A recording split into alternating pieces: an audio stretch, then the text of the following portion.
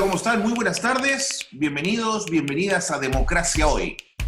Este espacio que Idea Internacional nos propone para tener un ámbito de discusión, de conversación, que tienen que ver netamente con los temas electorales. Y uno de los temas, sin duda, más actuales, más candentes, tiene que ver con el tema de la publicidad en tiempo electoral, de cómo los partidos hacen todos los esfuerzos por hacerse conocidos, pero en una contienda que se dice o que se debe aspirar a ser equitativa, la pregunta es si lo es, en la medida en que no todos los partidos son del mismo tamaño y no todos tienen los mismos modos de financiamiento.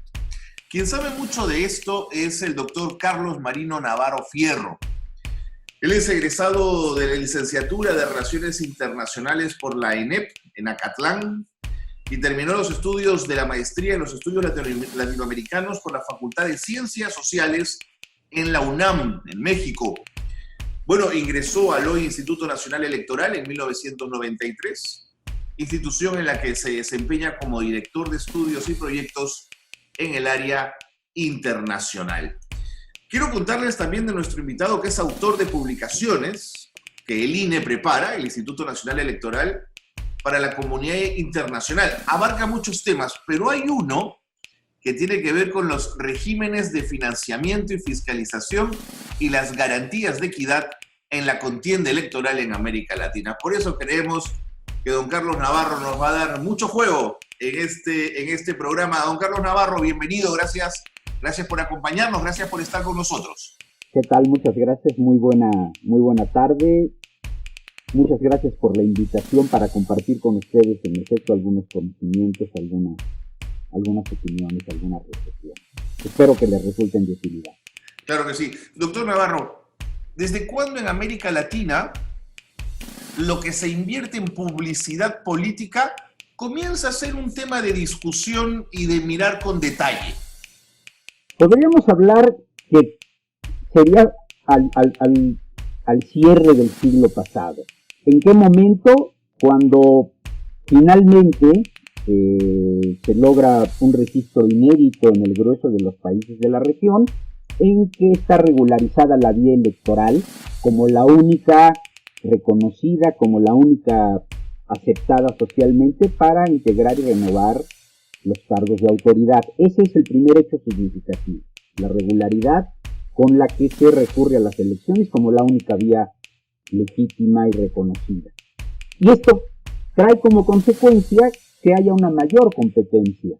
Cuando todo se vuelca, todo se centra en la competencia por el poder político a través de la vía electoral, claramente encontramos que hay una mayor competencia. Todos los contendientes se vuelcan hacia la arena electoral y despliegan todos los esfuerzos, todos los recursos y todas las capacidades a su alcance para tratar de alcanzar la victoria. ¿Qué ocurre también en ese momento? Con que converge, con que coincide con un peso sin precedente que empieza a tener los medios de comunicación, todavía en aquel entonces, hace 30 años, más o menos, con variantes de ritmo e intensidad en algunos países, con una creciente influencia de los medios de comunicación en las estrategias de campaña. Ahí empezamos a que prácticamente se convierten en un componente indispensable, sobre todo cuando hablamos de campañas por cargos de carácter nacional, no los únicos, cuando son de carácter ejecutivo, en cualquier nivel, pero sobre todo a nivel nacional, ahí empieza claramente a tener una mayor importancia el acceso a los medios de comunicación. De acuerdo, pero en esa disputa política, donde hay que darse a conocer, la propaganda electoral juega un papel clave y sobre todo la televisión. Pero la televisión siempre se dijo que era un medio muy caro, sobre todo para que los más pequeños en la disputa política pudiesen entrar en igualdad de condiciones. ¿Cuándo entonces es que la propaganda electoral comienza a ser un problema de discusión para que no entre con aportes privados, sino con aportes públicos? Son varios momentos. Yo creo que en el grueso de los países de América Latina el de las condiciones de equidad es un tema que probablemente desde finales del siglo pasado y los primeros años de este siglo empieza a ser centro de atención, de debate y de iniciativas para su regulación. Ajá. Un vector muy importante. Hace rato hablamos de que era una creciente e intensa competencia, en donde empiezan a influir, más allá de cómo sea la estructura de las fuerzas políticas, es decir, el sistema de partidos, más allá de qué tan sólido sea o no, empieza a cobrar fuerza también un estilo de hacer campaña altamente personalizado, en donde ya no importan tanto las siglas o los emblemas, como el individuo, las personas, las mujeres y los hombres que están luchando por el poder. Entonces ahí tenemos campañas altamente personalizadas, campañas donde el acceso y uso de los medios de comunicación y otras estrategias de campaña es muy importante, y esto empieza a generar dilemas y debates relacionados con las condiciones y las garantías de equidad, porque en efecto lo que busca la equidad en la competencia es que haya un mínimo de condiciones para que todas y todos los contendientes puedan tratar de conquistar el voto ciudadano. Pero aquí solo subrayo que son dos componentes que no es fácil que se articulen. Si tenemos en cuenta lo que ocurre en Estados Unidos, que es un referente tradicional sobre estilos de hacer campaña, y tenemos que allá realmente el único imperativo es que el dinero sean transparentes las fuentes de financiación.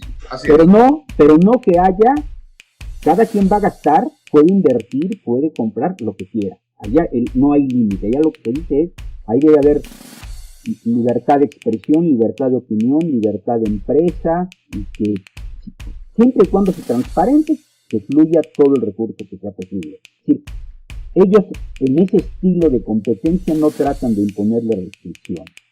Es curioso que en América Latina, en varios de nuestros países, empiece a ser un imperativo y una exigencia, esa preocupación, porque hay un piso mínimo, porque en efecto la disparidad en la posibilidad de acceder a recursos, que no sea o que no termine siendo un factor determinante de si se gana o se pierde una elección. Ahí empiezan los primeros bosquejos. Entonces se ensayan medidas que tienen que ver o con los límites a los gastos en su conjunto, o más expresamente en ciertas regulaciones que tienen que ver con el acceso y uso de medios de comunicación convencionales. Y cuando digo convencionales, todavía tengo en mente fundamentalmente a la radio y a la televisión, porque ya en los últimos años es ineludible hablar del peso, de la importancia y de la sofisticación que está creando el uso de otras plataformas. Sin duda, sin duda. Ahora, doctor Navarro, países donde el financiamiento de los espacios en medios es contratado solo por el Estado, bueno, ya tenemos a México, Guatemala, Ecuador, Perú entra en este momento en las próximas elecciones, Chile, Argentina, Brasil. ¿Le gusta a usted ese modelo? Un modelo donde el Estado les dice a todos van a entrar, todos van a competir en la televisión, y no dejárselo a los privados, a una competencia privada. Yo diría que hay distintos mecanismos para garantizar condiciones de equidad. Este es uno. Y se privilegia en función de factores contextuales. Aquí hay 2 o 3 grandes objetivos que buscan, que digamos que tratan de justificar o legitimar o avalar este tipo de dispositivos. Uno es, en efecto, tratar, ya luego veremos en qué medida, de contener la espiral ascendente en los costos de la campaña. Así es. Y que haya un poco de transparencia, control y rendición de cuentas. Ese es un objetivo que se puede conseguir con este tipo de medidas. Otro es el que ya hablábamos, muy importante, el garantizar condiciones de equidad. ¿De acuerdo? Yo he estado, cuando tutelo un bien público, que es la competencia por el poder político, yo quiero que los contendientes tengan un piso mínimo, si lo dejo a la libre fuerza de su capacidad económica, claramente va a haber notorios desbalances. Pero también hay uno que puede estar presente en algunos lados y que es que la contratación de publicidad puede, entre otras, uno, darle un peso desmedido a los medios de comunicación en la determinación de la agenda pública. De acuerdo. Es decir, ellos se compran publicidad, pero lo utilizan como un mecanismo de negociación. Uh-huh. O también la otra es que yo impongo no criterios comerciales. A mí viene cualquier compañía, industria, negocio que quiera comprar publicidad para su producto y yo no los valoro en función de ciertas preferencias e intereses políticos. Con la compra de publicidad sí puede ocurrir eso. Claro.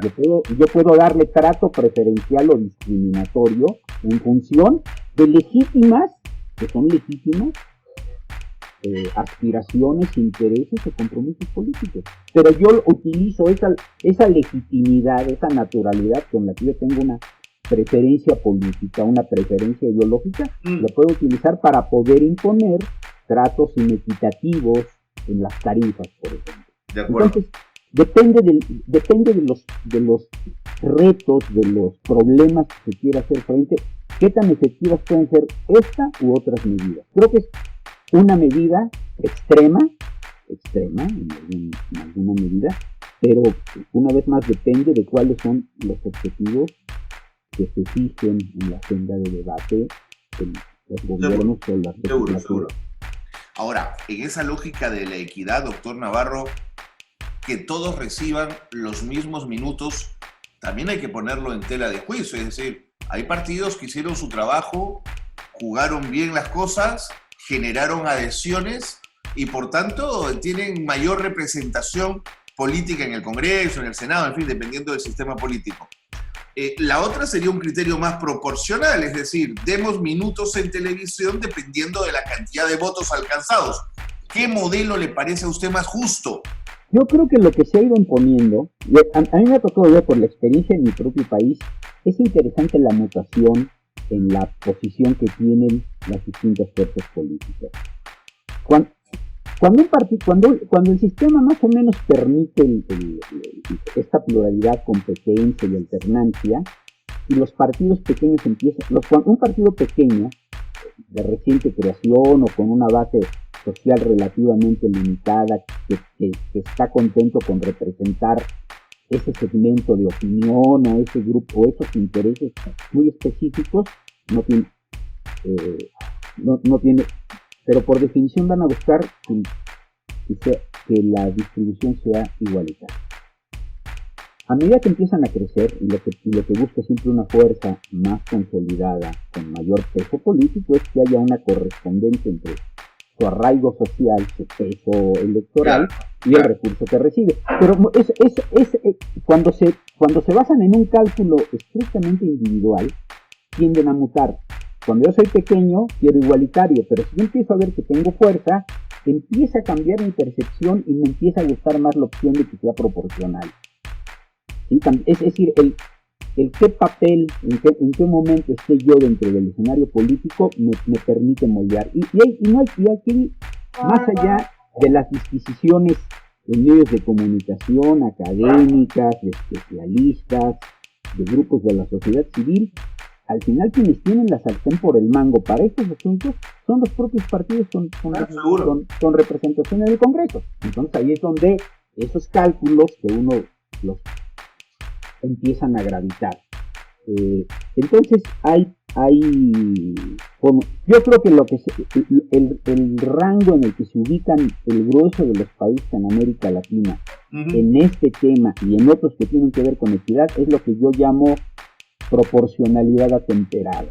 Es decir, que un segmento sea igualitario, puede ser el 30, el 50, el 40, y la otra sea proporcional. Yo creo que es una fórmula que concilia tanto legítimos intereses que puede haber del electorado, de la ciudadanía, como este flujo constante en el que están las fuerzas políticas que compiten.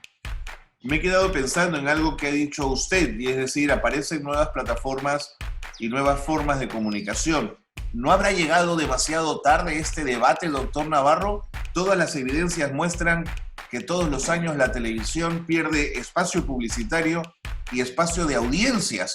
Sigue siendo la televisión el más fuerte, pero hay una tendencia a la caída muy paulatina y muy prolongada en el tiempo, además.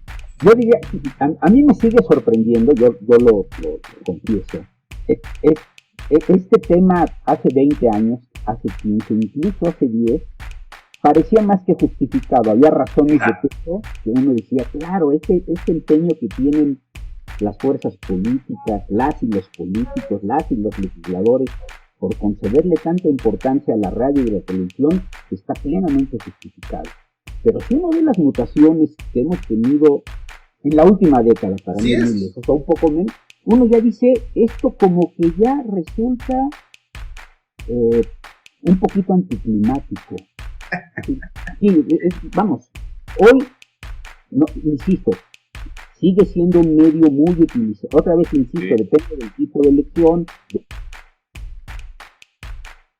del país, de la región, pero como tendencia, es claramente previsible que una buena parte de la atención se está trasladando a las plataformas digitales, a los medios tecnológicos, internet, a redes sociales, pero además los datos que ya empiezan a hacerse públicos, que ya empiezan a surgir, indican que en la rendición de cuentas ya el gasto que se dedica a publicidad o a propaganda en redes sociales, en algunos casos ha desplazado o no va a tardar mucho en desplazar al que se dedica a la radio y a la televisión. Pero con el reto, el desafío, los riesgos que entraña el hecho de que es mucho más sofisticado. Seguro. Que puede servir a muchos, a propósitos que hasta hace poco nos resultaban difíciles, eran más de ciencia ficción. Hoy están enfrente. De acuerdo. Ahora, sí me resulta interesante que el Estado se encargue de la propaganda electoral todavía, mientras la televisión sigue teniendo el peso que tiene, en la medida en que si los partidos tienen la mayor cantidad de dinero pensada para la propaganda electoral, creo que es una forma de prevenir el ingreso del crimen organizado, doctor Navarro. Una forma también de que quizás el narco, con la experiencia tan dura que tienen ustedes en México, de alguna manera se inhiba, o estoy siendo muy ingenuo. Bueno, yo lo primero que insisto es que ese es un problema serio, el riesgo del financiamiento ilícito, y cuando digo ilícito ya no estoy hablando solo de que si la norma impide que una corporación haga donaciones, es que estamos en planos totalmente distintos.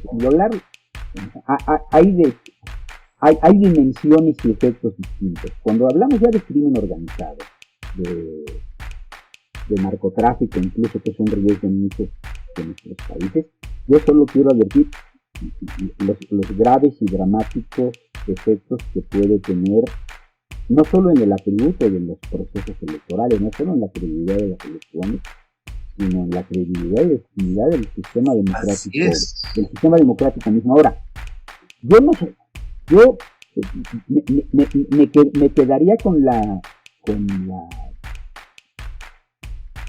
tarea de revisar en qué medida el planteamiento que formula puede inhibirlo.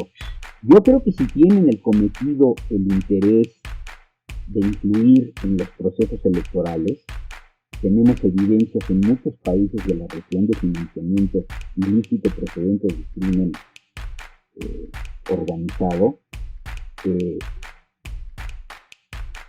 El destino que puede tener el financiamiento, me temo que no solo es el de las campañas electorales. Claro.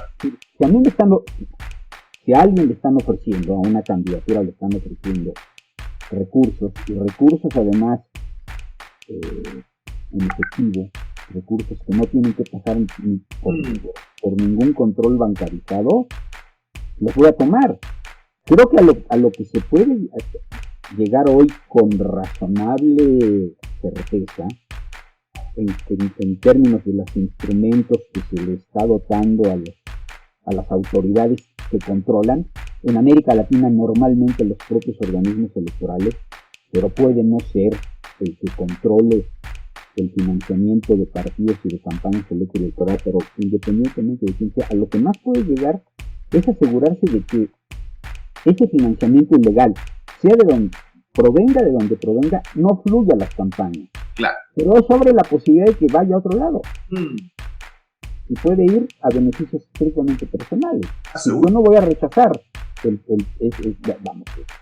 y aquí es donde se vuelve muy compleja, muy problemática esta relación, porque si las candidaturas concurren a la contienda con el imperativo de que un spot, de que un minuto más en la radio, de que 30 segundos más en la televisión, o de que 5 mensajes subliminales en una red social pueden marcar la diferencia entre el triunfo o la derrota, y para eso hay muchos asesores empeñados en promover esa idea, pues yo voy a buscar entonces todas las fuentes de financiamiento que estén a mi alcance para hacerme de esas posibilidades, hablando solo de la campaña. Si yo realmente me concentrara todo el horizonte de visibilidad en la campaña. Pero el recurso puede fluir, ese es el temor hacia otras, comprometerlo de otra manera. Pero de todos modos creo que abre una beta interesante de reflexión. Don Carlos, una última pregunta. En el Perú, la desafección de la gente respecto a los partidos políticos es cada vez más grande. El desinterés no solo por formar parte de ellos, sino simplemente por creerles la mitad de lo que dicen. Es una distancia enorme entre ciudadano y partido político. Y cuando le dicen al ciudadano que a los partidos hay que financiarles la propaganda electoral, los cursos de capacitación interna y una serie de cosas, el ciudadano dice un momentito, ¿y por qué de mi plata? Claro, el Estado responde, es que el sistema hay que cuidarlo. Y si el Estado lo puede hacer, hay que gastar en ello. ¿Qué reflexión le permite eso? Es bastante comprensible que haya ese clima de opinión. Yo creo que está más que justificado que haya un clima de opinión adverso. Pero también aquí debe haber una suerte de didáctica política. Es decir, lo que tenemos en el centro de gravedad de esta discusión es la naturaleza, la legitimidad, ya no solo la legitimidad de origen, sino los atributos bajo las personas que forman un gobierno se van a desempeñar. Es decir, tenemos que encontrar un punto de que sí está justificado.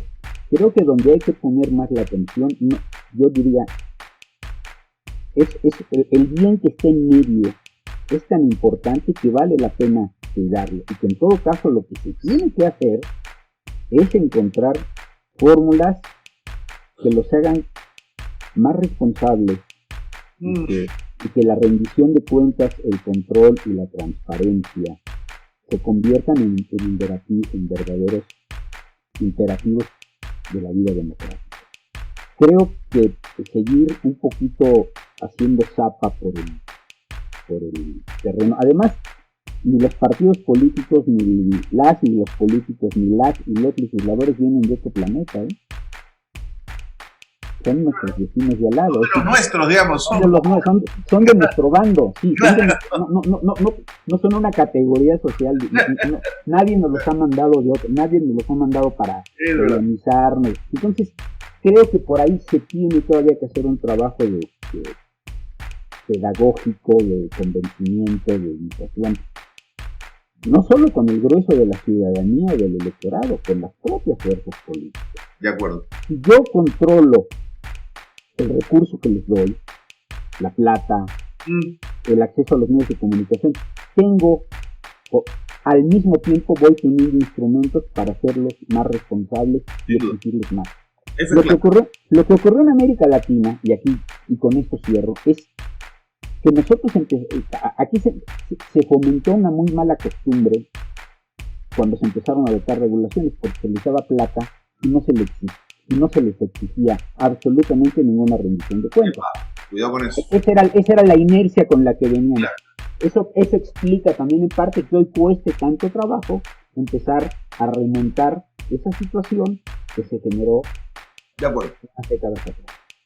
Don Carlos, ha sido usted muy claro. Quiero agradecerle muchísimo la enorme gentileza de habernos atendido. Ojalá podamos seguir conversando en otra oportunidad. Un gran abrazo. Con mucho gusto, ha sido un placer. Muy buena tarde y un saludo a toda esa audiencia. Muchas gracias.